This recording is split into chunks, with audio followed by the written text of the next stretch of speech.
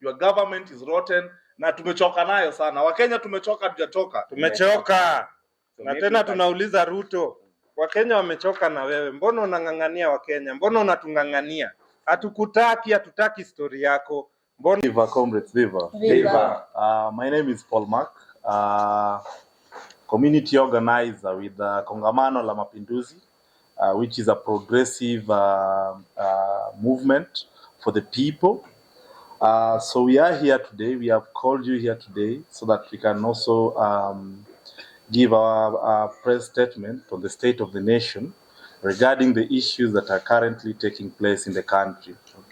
So I'll just dive into the statement. Kongamano la Mapinduzi wishes to express its position with regard to the prevailing political and economic situation in the country, and by extension, the state of the nation, which, as many of you are aware, is in dire straits. In June 2024, Kenyans rose up against an anti-people and punitive finance bill 2024 that sought to impose taxes on basic commodities such as maize flour, cooking oil, menstrual health products, etc. This bill further sought to tax burden the common mwananchi was only defeated through the collective voice and actions of the Kenyan masses who forced the state to withdraw it in its entirety. Despite the grievances raised in June 2024, the Kenya Kwanza government has continued to sneak in sections of that very finance bill into law, thereby raising the already high cost of living beyond the reach of most Kenyans. This situation is further compounded by a bleak economic outlook that arises out of government wastage and corruption instead of additional investment in the social sector such as health and school. A clear case in point is the 10 billion shillings invested by the Kenya Kwanza government without the approval of the people of Kenya to support Raila Odinga's campaign for the position of the African Union chair.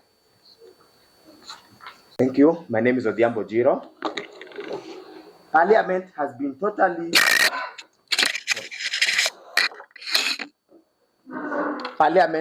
totally captured by the executive, and every day churns out pieces of legislation that are anti-people and anti-land. The Seed and Plant Act that prohibits farmers from sharing or exchanging seeds, the Assembly and Demonstration Bill, and other absurd bills that seek to suppress the Kenyan voices. The Kenya Kwanza government also currently introduced a Social Health Insurance Fund, SHIF, to replace the previous Public Health Insurance Scheme, the National Health Insurance Fund, instead of helping to improve the quality of health care across the country. SHIF has instead locked out millions of Kenyans from healthcare services through such as dialysis, surgery, and etc., that they were hitherto able to access under the old public insurance scheme. SHIF remains a poorly conceived and poorly executed idea whose only beneficiaries are the billionaire political elites that already controls the insurance sector and which now seeks to control the health sector. In 2024, Kenyans have witnessed an alarming increase in the number of abductions and enforced disappearances since the wave of the protest. This has happened during the protest, the Gen Z protest, and even now. Abduction squads driving in unmarked Subaru cars, alleged to be under NIS and answerable only to State House and the senior state officials, are prowling the country, implementing the law of the jungle in an attempt to reset the country to the lawlessness we had in the 80s and 90s. And they're using the word orders from above.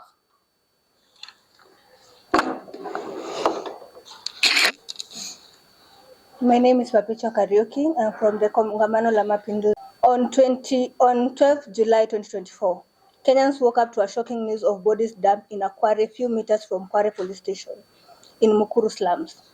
The recent launch, Kware the Aftermath, report by the Mukuru Community Justice Center has pointed out the numerous failures from the government to local institutions, including the religious institution, which have failed to support the families of victims of this great tragedy. After this crisis, there has been 97 documented cases of femicide in the past 3 months. The political elite, meanwhile, have coalesced under the broad-based government that only serves their self-seeking interests, instead of focusing their efforts towards bettering the material condition and lived realities of Kenyans. They have focused their attention to settling political scores that are of no significant value to the Kenyan masses. The politicians are also currently engaged in a process of ethnic balkanization that seeks to reverse the gains made by the June protests that were largely tribeless. The current crop of leaders in Kenya remain a great social cancer and a stumbling block to the process of nation building. You can move.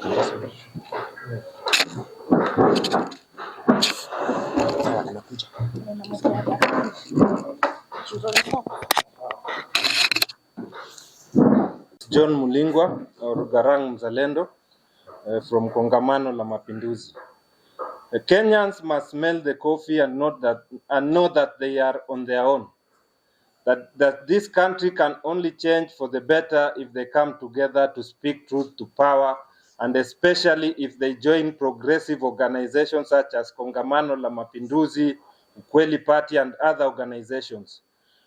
Finally, as it stands today, we have a parliament that does not represent or serve the people who elected them as envisioned in the Constitution. It has been completely captured and became a rubber stamp for the executive. This must not continue unchallenged.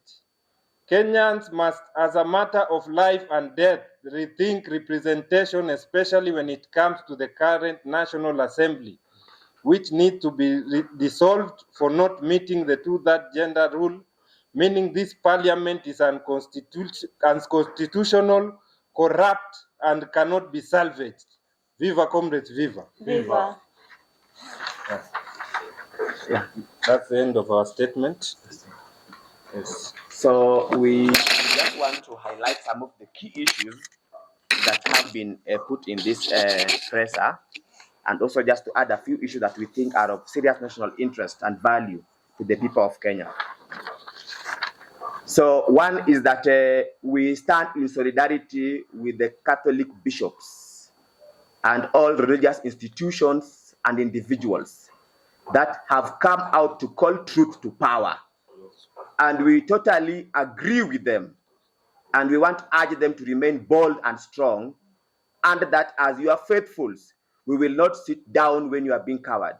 We will stand by the Catholic bishops and all religious leaders in demanding accountability and in speaking out on the matters that affect your people. Secondly is that as young people and as members of this Kongamano la Mapinduzi, we want to remind Kenyans that President William Ruto has shown beyond any reasonable doubt that he is unable to govern this country. And there is no need to wait for President William Ruto to continue stealing from us for the next 3 years. It is important for young people to come out and join other comrades, our parents, and all the working class and actors to find it possible to eject Ruto out of power because he has failed. And we strongly believe that the elections in Kenya have been turned to a mere legal ritual, and we cannot fall into that trap. President William Ruto has failed us, and he cannot lie to us that we have to wait until he finishes his 5-year term. It is important for Kenyans to think what is realistically possible for them to save themselves from the hands of this dictator. Thirdly, is that Kenyans are perturbed in the priorities that the government are making or taking. Instead of President William Ruto and his government fixing the issue of lecturers. He has the money to bribe priests with. He has the 5.8 million to give priests. He has 300,000 for buying uniforms, but he does not care about the status of roads. Yet we are having a lot of cases of road accidents all over the country. This shows how insensitive President William Ruto and his government is. President William Ruto is not even concerned about the welfare or the status of education in this country. During our time when we were in the university, a semester could cost around 65,000 to 80,000. Now, for you to attend a class and pay just for one semester, you must part with over 114,000. That's the University of Nairobi when you are doing these other courses. Yes. If you are doing a course like medicine, you know what it means. Yet President William Ruto is talking about exporting labor, skilled labor to the world. Where will the young people get skilled if the cost of that education or skilling is expensive? Yet you have got priorities to repair State House. You have got priorities, to come up with what is not very important for us, that is only meant to siphon money from us. Down with Ruto, down. Down. Down with Ruto, down. Down. Yes. Another thing that we must also speak about is the issue of abductions and enforced disappearances, which has become the normal norm of this regime. And we've had the IG lie to Kenyans that he has formed a space. What the victims and Kenyans are asking is, what are the mechanisms and the intention of this special unit? Are you going to engage the victims and survivors or the families and the actors, or is this special unit a way to do the cover-up of the abductions that have happened under the watch of the police service? And we think that this special unit by the police on abductions could be like that other suspect of Mukuru, when the state, in its own wisdom, identified a suspect for us, and they disappeared the suspect again from the police station. So Kenyans are demanding to know what do we expect from this special unit, and how are you going to engage the families and various actors on this issue? Thank you. And then lastly, as a gift to my fellow comrade, is that we were informed by the ruling class that we need to give President William Ruto time, and that he listened to the cries of the Gen Z. And we said, let's give him the benefit of doubt. But since the Gen Z actions, abductions still continue. Even after the Gen Z actions, the taxes are being forced on our threats. And President William Ruto has still become very careless, even in the manner in which it is expanding. And so this calls for a need for the Gen Z and all Kenyans to get back to the street, because that's the only language that President William Ruto can understand. And it is a matter of time that if President William Ruto do not operate in the confines of the law and listen to the cries of the Kenyans, then Kenyans will not have any other option but to join hands. Kenyans of all walks of life, of all generation, will have no any other option but to get back to the street and defend this constitution. Long live Kenyans, long live. Long live. Say something? Yes, I think Kenyans now have seen that the power that church had given Ruto. And you can see now that the church is taking back their power, and Ruto is in a panic mode. And we want to tell the church and the religious institutions that on June, when we started the revolution, you failed young people. You failed the Gen Z movement.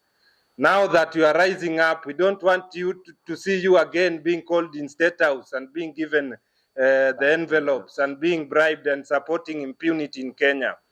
The church must join the movement, and the church must mobilize against Ruto. And we don't want just to hear that statement threatening that, oh, we'll mobilize people to go to demonstrations. The people have organized demonstrations. The church should mobilize the masses to join the demonstrations.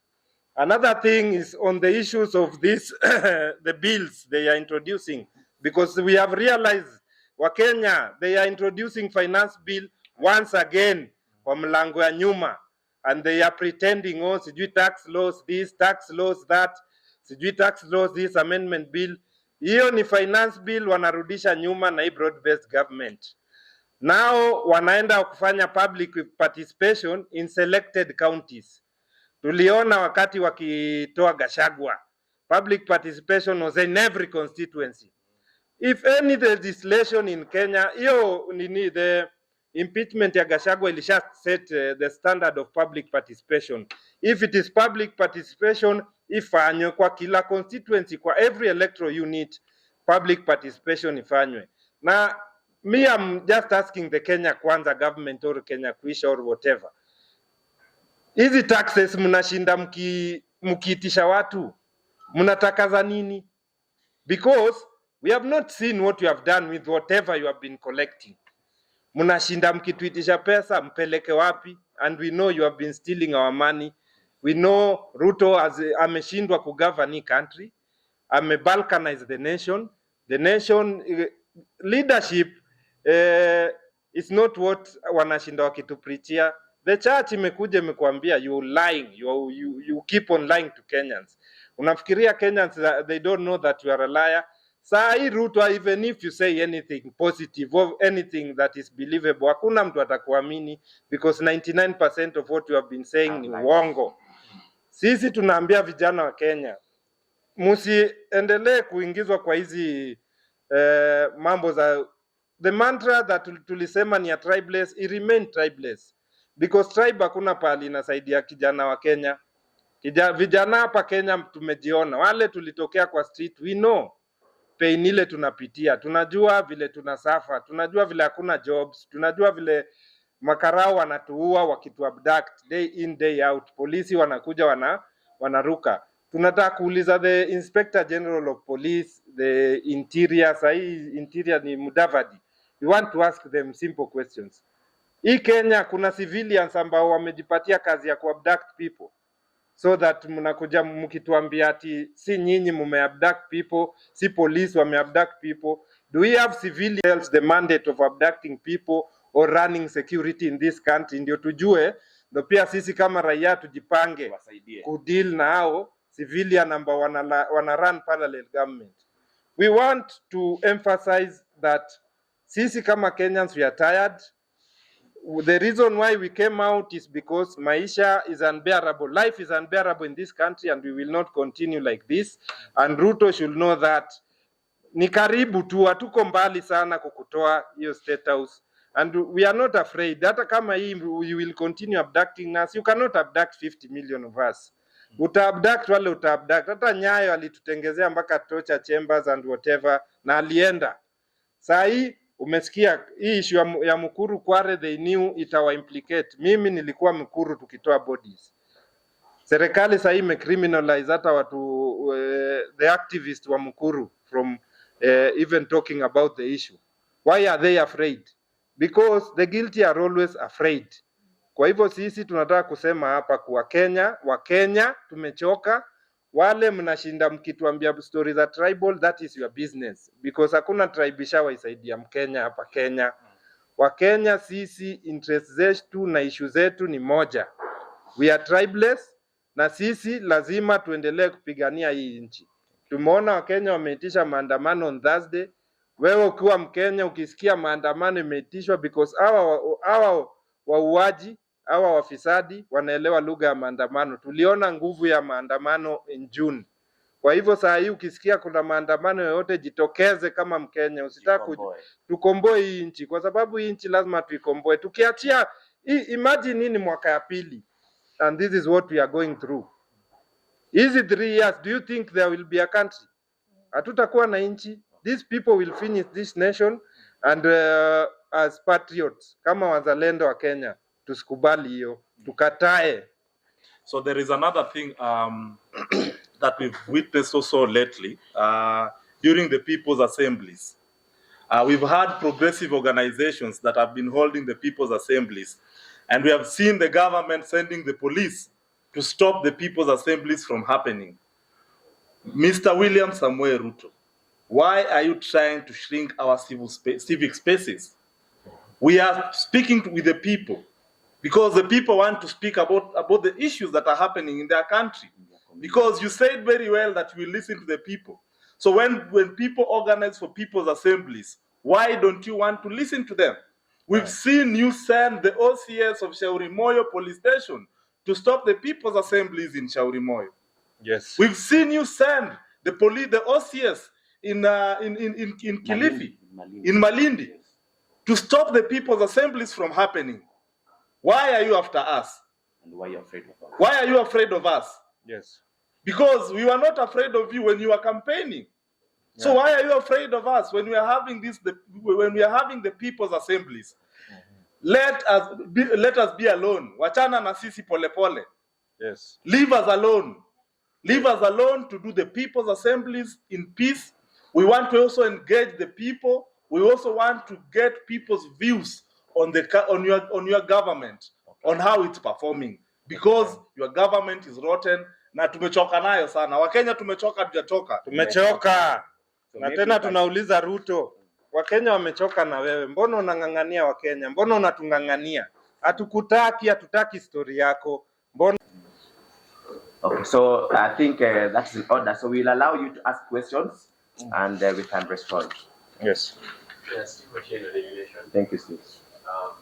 You say the finance bill is being brought by the bank. Yes. What aspects of the bill are you landing that are being brought back? And what would you want Parliament to do with this one? Okay, good. Another question?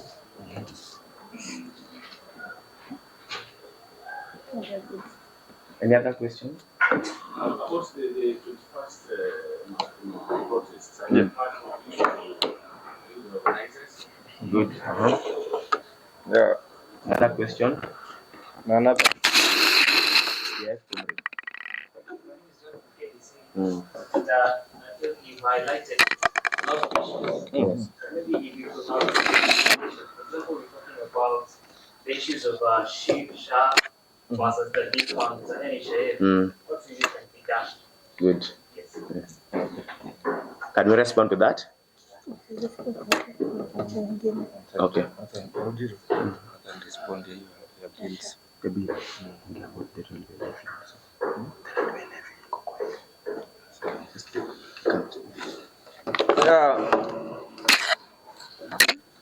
Yeah, on question ya hizi bills zinaletwa. First of all, Parliament must put its priority right. Tulisema hatutaki finance bill, hatutaki. So whatever they are trying to introduce, we are not interested in whatever tax laws they are introducing at this moment. Saa hii wa Kenya maisha wanataka ishuke chini, watu wanataka kuishi affordable lifestyle. So whatever Parliament is introducing, whatever bills they are introducing are inconsequential and hazina maana kwa Wakenya. Ni vitu ambazo they are not priorities. Hatukukataa finance bill for it to be reintroduced kabla hata the year has ended. Whatever we said no in June still remains. Hatutaki finance bill in its entirety. We don't want even a section of anything to do with what we rejected in June. Kwa hivyo hatutaki hizo story kabisa, wajue bunge hatutaki hiyo mchezo wa kutuletea finance bill na backdoor. Sasa kitaumana na mambo itakuwa mbaya sana kushinda June. Okay. On the issue of just as you had asked, there are an aspect of the railway levy and many other provisions that they are trying to bring to the back door. What you are saying is very clear, and I think we must make it clearer, is that Kenyans do not have faith in Parliament. And so if President William Ruto wants anything from the masses, including taxes, those bills must be brought to the people for deliberation. We do not trust parliamentarians to make any decision on our behalf. And that's why we are saying we reject that kind of bill, because it is the same parliamentarians that forced that bill on us. And so we cannot trust them on this other bill. So if President William Ruto is honest, he must bring all those discussions to the masses, and the masses will decide. If anything, how comes that when you want taxes, you want to compare Kenya and Singapore, that we want to be like Singapore? But when Kenyans are demanding for accountability on their taxes, you are trying to associate us with Somalia. No way. We are asking you, you've been taking taxes to pay bills, to pay loans. Kenyans have been asking you, tunadaiwa pesa ngapi na kina nani, na tushalipa ngapi? You've refused to tell us, but just want taxes. So we reject and resist any kind of finance bill that is being discussed in Parliament. Okay. On the issue of recommendations, even on the issue of SHA, we're asking a very simple question. That Kenyans had got issue with the former, NHIF. And the government in itself admitted that money was being stolen through maybe private service providers. They themselves, they admitted. Now, you are not talking about the money that was stolen on how we can recover it back. And the money that was being stolen were not being stolen by rats or pigs. They were human beings working with NHIF or colluding with NHIF. Now you are transferring the entire thieves into the new scheme. And we've also seen that you've admitted by taking the CEO on leave. What we are saying is very simple. Experts have spoken. Service providers have spoken. Kenyans who are the victims have spoken. Their recommendations are in the public domain.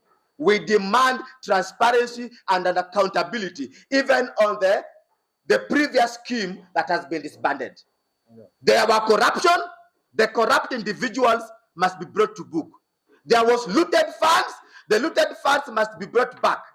There are cases where you are being told that even the manner in which you are engaging with the service providers, you have not paid the accruals. Pay those accruals. You are not responding to those issues. That's why we are saying, as Kenyans, you have to fix SHA if you want us to give you more money. Yeah. Yes. To add on to what Comrade Rojiro is saying, if you look at the main objective, whatever they call SHA, Shisha, whatever, the objective is to provide social health care through purchasing. You cannot provide a social health care through purchasing. You provide the service, and through providing the service, we want a situation whereby we don't want, first of all, the Shisha, whatever, people are not mentioning Adani. And Adani is the main broker of this business. So you cannot be providing health care to the people. How sustainable, how long will we be purchasing services from private institutions while we have a government that has the capacity of putting up healthcare institutions in all the 47 counties and make sure that people can walk into these institutions and get the afford telling us which is quality and accessible. Our recommendation is that this government does not have ideas, does not have long-term solutions for Kenyans. Ni serikali ya ubroka. Kama ni masomo ubroka. Kama ni healthcare ubroka walete Adani hapo. Adani ni wao tu, Adani ni sura. Hakuna kitu kama Adani. Adani amekuwa pale kama middle person. So sisi solution yetu ni kuwe na long-term healthcare plan ambayo constitution imeenvisage. Constitution does not envisage us to be having this shortcut kind of healthcare systems. On the issue ya protest kama si ndo tumeorganize or whatever, sisi hatu organize maandamano. Wakenya ndio wanapanga maandamano. Hata nyinyi media mkisikia mnataka tuandamane, mnasema tu ile siku mnataka tuandamane, because they will be coming for you. Na tumeona media pia mmekuwa na sisi kwa demo and you have been victims. So whenever mnasikia kuna demonstration, pia nyinyi mnajitokeza, vile tu mmetokea mnatukava, mnahakikisha kuwa wale tunaabductiwa mna highlight, na tuna salute sana hiyo kazi. So hii maandamano ya Thursday imepangwa na Wakenya. Ni vile tu June tulipanga maandamano, na vile tumekuwa tukipanga hivyo ndio hii maandamano iko. Sisi tuna support mtu yote anaita maandamano, mtu yote anapinga udhalimu wa Ruto, tuko na yeye. Viva comrades, viva Viva. I think we are good. Thank you so much. Yes. Say something. na kama kuna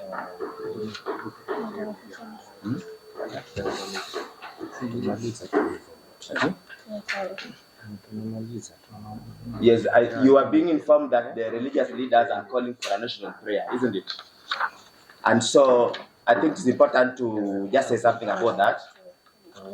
The religious leaders are calling for national prayer, and we agree with them that there is need for a national prayer, not to pray, but the national prayer should be about calling out the king that is naked. Viva. viva.